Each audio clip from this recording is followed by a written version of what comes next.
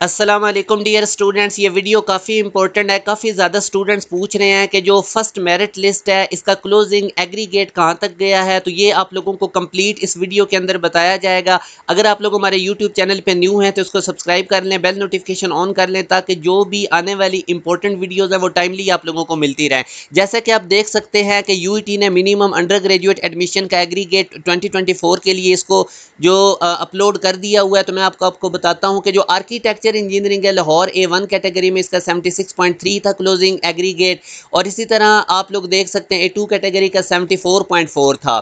अगर architecture engineering S category की बात की जाए तो 59.5 था, सिंपल आर्किटेक्चर A1 में 78.5 और आर्किटेक्चर A2 कैटेगरी में 75.7 था।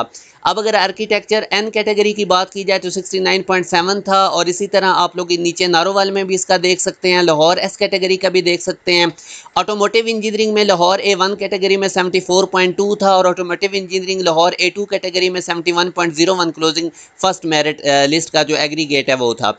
इसी तरह ये बैचलर ऑफ बिजनेस एडमिनिस्ट्रेशन जो FSC बेस पे थे, इनका 81.5 था। A2 कैटेगरी का अगर आप देखें तो 77.3 था। KSK कैंपस में अगर आप इसका देखें तो 66.9 था, और 86.4 हमारे पास था, आप लोग देख सकते हैं लाहौर में A1 कैटेगरी में।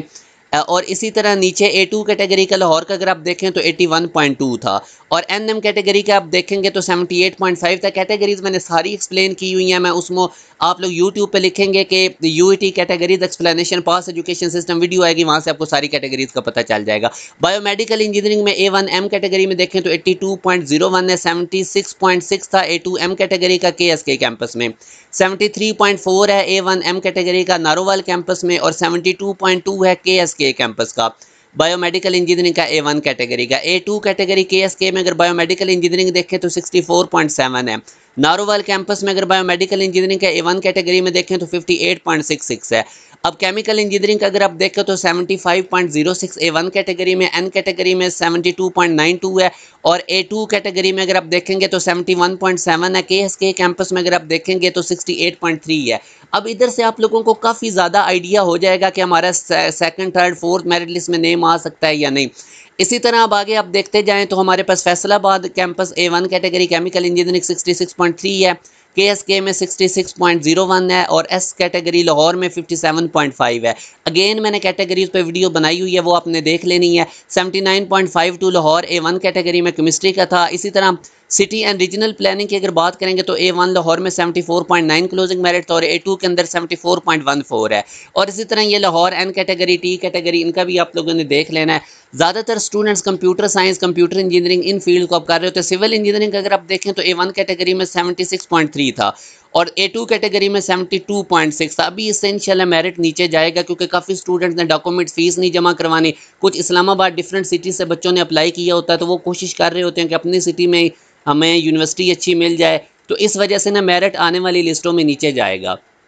अच्छा, उसके बाद कंप्यूटर इंजीनियरिंग का अगर आप देखें तो 79.6 A1 कैटेगरी लाहौर में है, और A2 कैटेगरी में 76.6 पे है।